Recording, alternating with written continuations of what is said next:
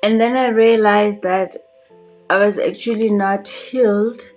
I just learned to live with the pain, and I learned how to manage my emotions and the pain.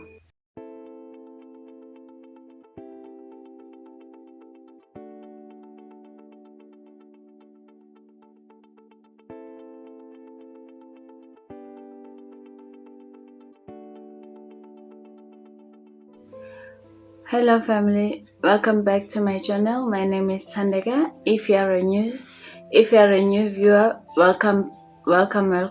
And if you are a returning subscriber or viewer, welcome back. Let us grow together in wisdom, faith and love. In today's video, we are going to be talking about unhealed wounds, trauma, how it affects some parts of our lives, and how we can break free from it. I used to think that I've moved on from my past hits. I've moved on from the betrayals, the disappointments, and losing my parents until I started noticing a certain person. I started noticing my behavior patterns. I started noticing the choices I make, the responses to certain situations, to people, and my personality. And then I realized that I was actually not healed. I just learned to live with the pain, and I learned how to manage my emotions. But trauma is not something you just learn to live with. It's not something that you get over. It's not a bad memory that you decide to just forget. Before we continue, we have to first understand what trauma is.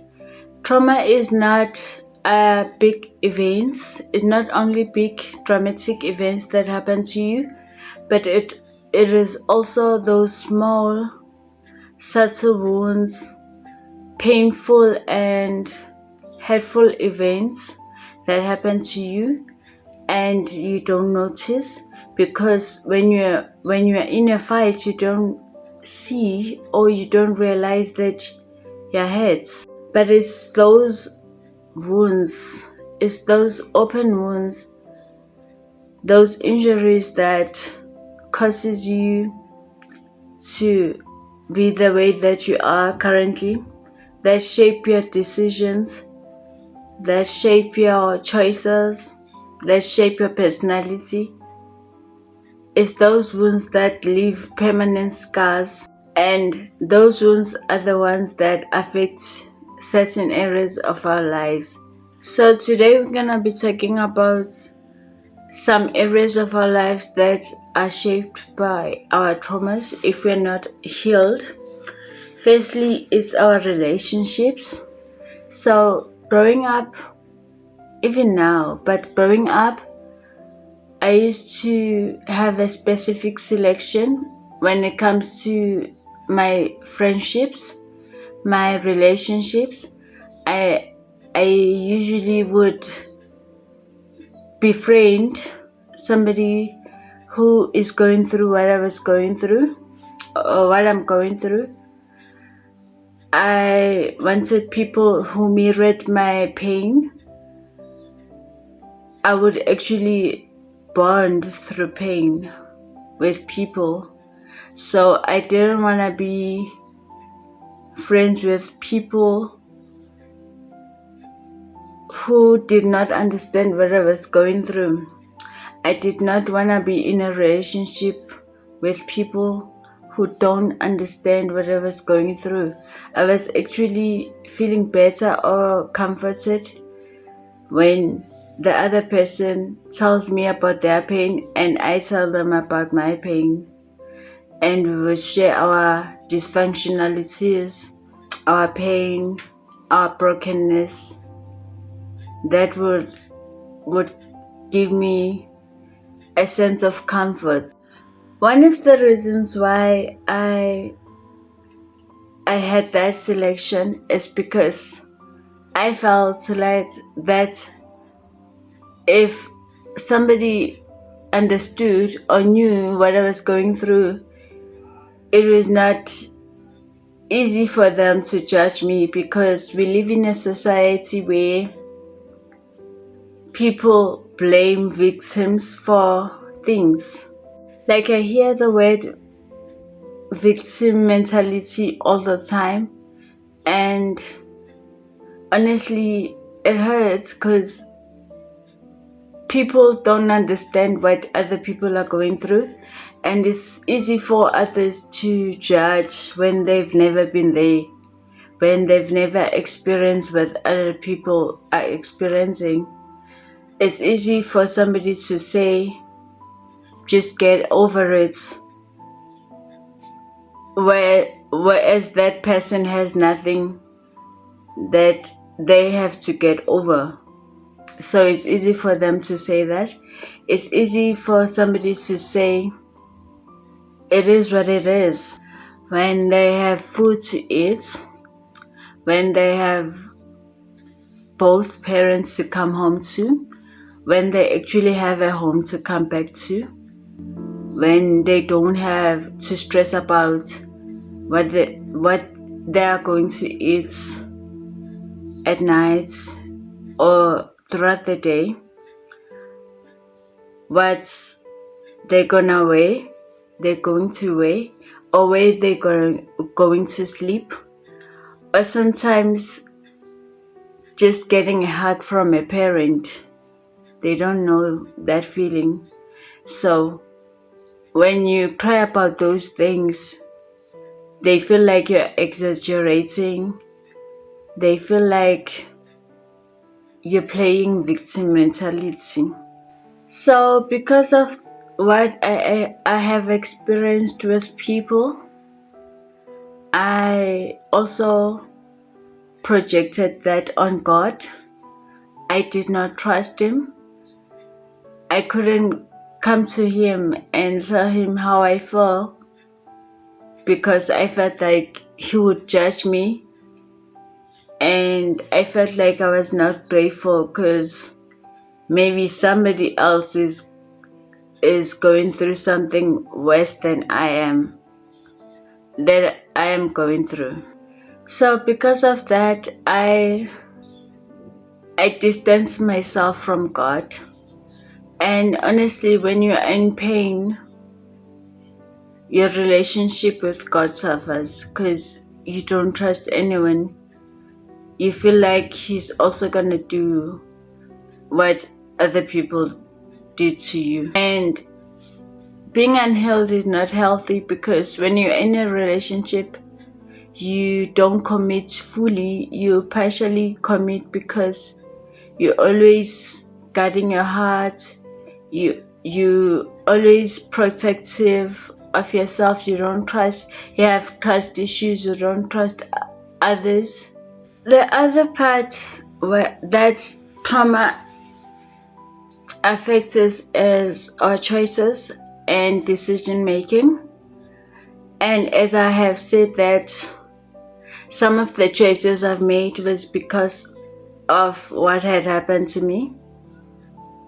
So my job, selecting jobs because of the situation, the environment where I was coming from, there were certain jobs I would apply for and certain jobs I wouldn't apply for.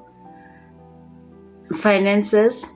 So even when I have enough, I would still feel like I don't have enough, or I would just overspend because I feel like I deserve it. Like, I didn't have it, now I have it, so I need to use it before it gets finished. Trauma can also affect your self-worth, because when something bad has happened to you, it's very difficult to see yourself the same as before. Like, before I had stroke, I used to be sexy.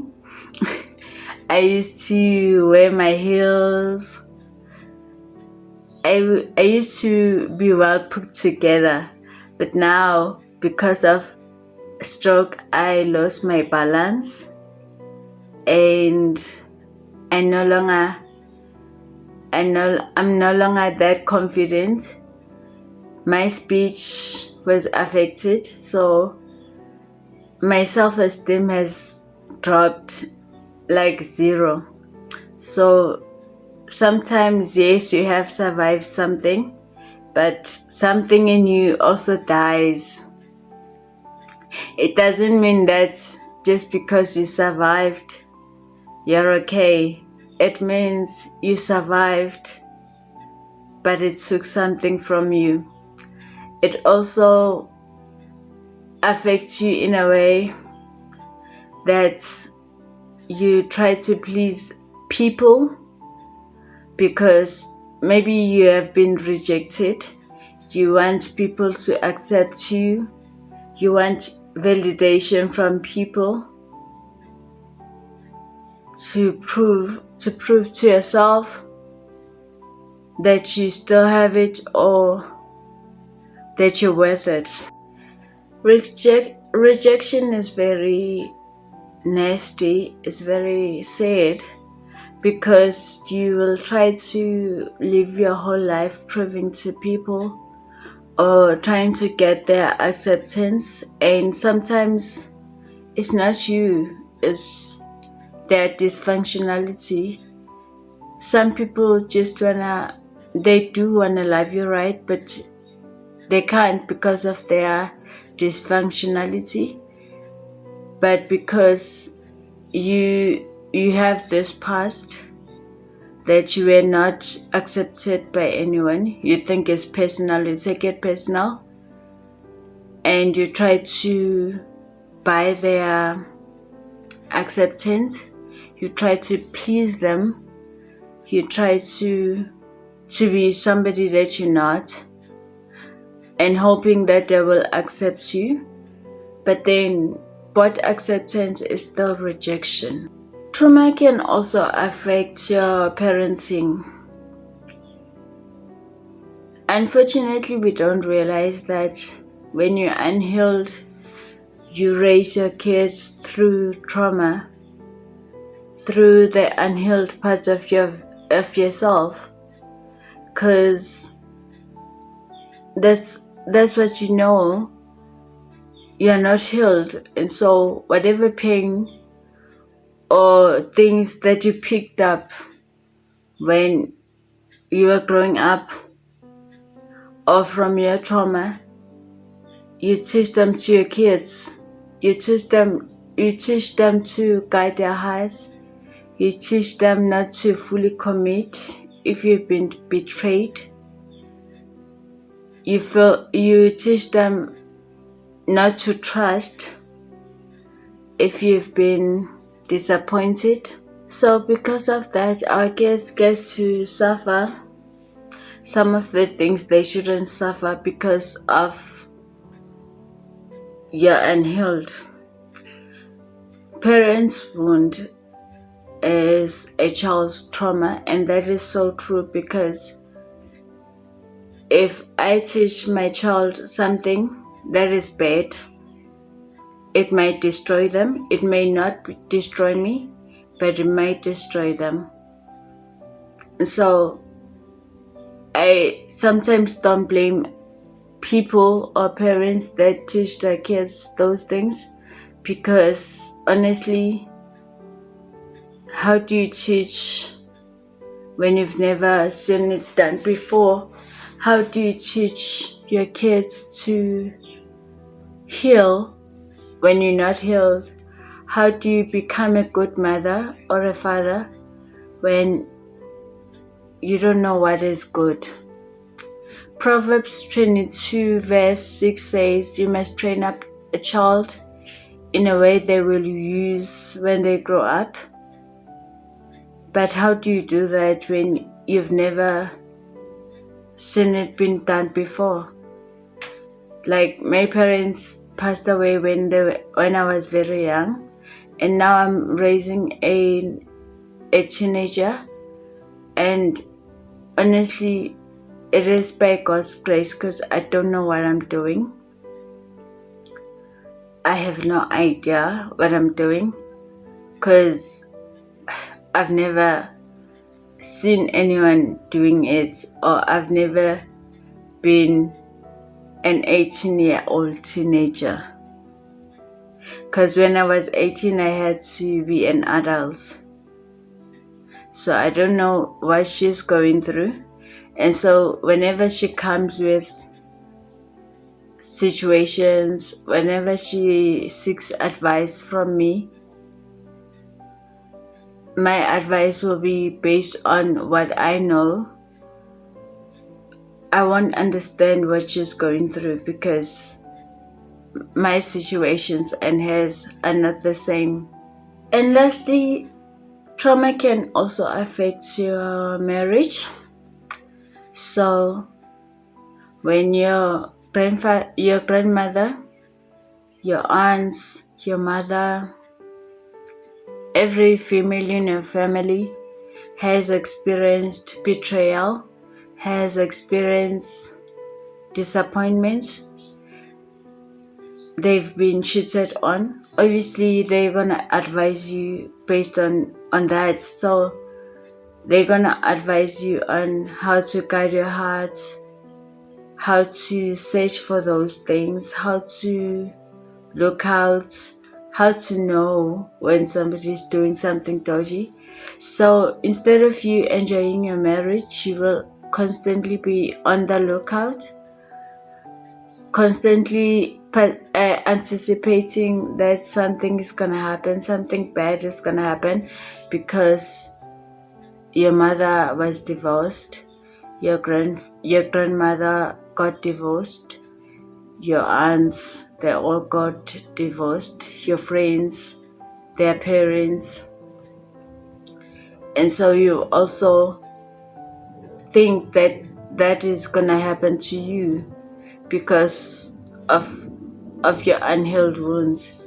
And when you're a child and you're going through that, and you see that, when you grow up, you get to make decisions based on that. So when your partner is on the phone, you're like, I know that I've seen it being done before, I've seen that before, my father was doing that, or my uncle, or whoever, and so it means this person is doing this. Psalm 147 verse 3 says, He heals the brokenhearted and binds their wounds. So that word binds is a key word. It's very important, because why do we bind wounds? We bind wounds to stop bleeding. So when you're bleeding, you affect everything that you touch.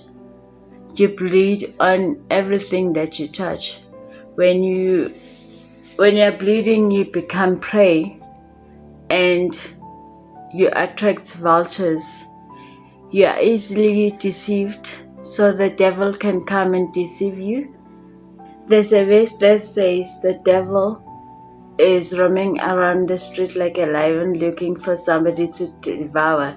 So he's roaming around like a lion, not that he's a lion, but he's roaming around like a lion, and he's looking for somebody to devour, that he may devour.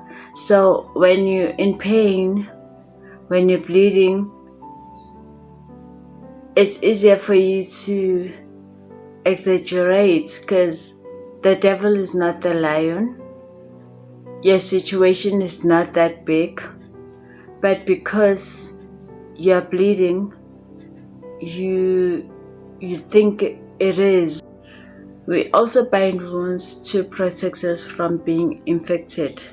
So open wounds are easily infected, and infections spread. So when you are walking around with an open wound, it is easier for it to be infected and for you to pass it down to your kids, because infections spread. So when I'm going through something and I don't heal from that, it's easier for me to pass that trauma to my kids. That's when intergenerational trauma begins. So the third one is we also bind wounds to protect healing, because if the wound is not exposed to a lot of things, it gets healed, and healed people heal people. So when you're healed, it's easier for you to heal other people. It's easier for you to encourage other people that are going through what you are going through. Now that we understand the power of healing and what it does, I think we should understand what healing is. It's a gift from God, and it's a messy journey. It's very messy, and it just doesn't happen overnight.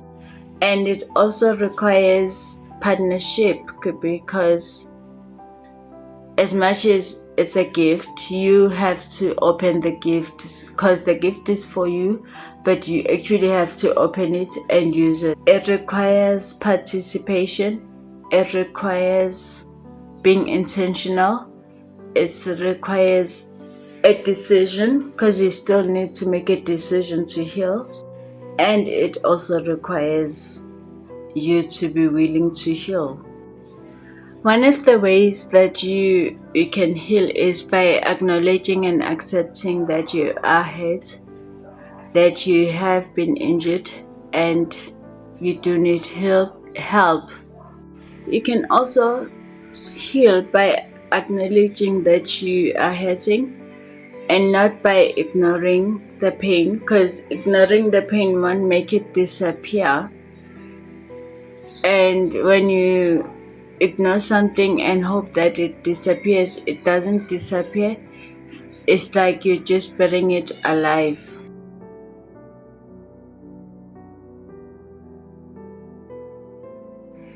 And God does not heal who you pretend to be. You also have to change the perception of the event. So you have to revisit your memories, and you plant new memories. By renaming your memories, it's shifting your focus from what you have lost to what you have gained. So that breakup was actually a blessing. Yes, it was good, but it was not godly ordained. That rejection, it was a redirection, because yes, you wanted to be accepted, or it made you feel good, but it was actually distracting you. The psalmist says, "It was good for me to be afflicted." I also say it was good for me to be afflicted, because I wouldn't have known. So if whatever happened, the betrayal, everything, I wouldn't have known God. I wouldn't have known Him the way I do now. And when you have a different perspective of the events, what used to hurt you no longer hurts you, because you're no longer vulnerable to what used to hurt you. So it doesn't have a hold on you anymore, because trauma is how you respond to a situation or an event. Your problem is not a problem, it's how you respond to it that is. Another way that you heal is by forgiving people, or forgiving the event, or forgiving yourself. So forgiveness is not excusing what happened, but it's freeing you from being held by what happened, and that it does not control you. Bitterness is the prison that we put ourselves in, and only we have the keys to unlock ourselves out, to set ourselves free. And bitterness rots the hands that it holds. If this message resonated with you, I encourage you to start your healing journey by leaving a comment below saying, "I'm ready and I'm willing." Remember, your past, your pain doesn't define your future. And remember, you need to find your inner peace when your past keeps echoing in your mind. Until the next video, stay safe and stay blessed.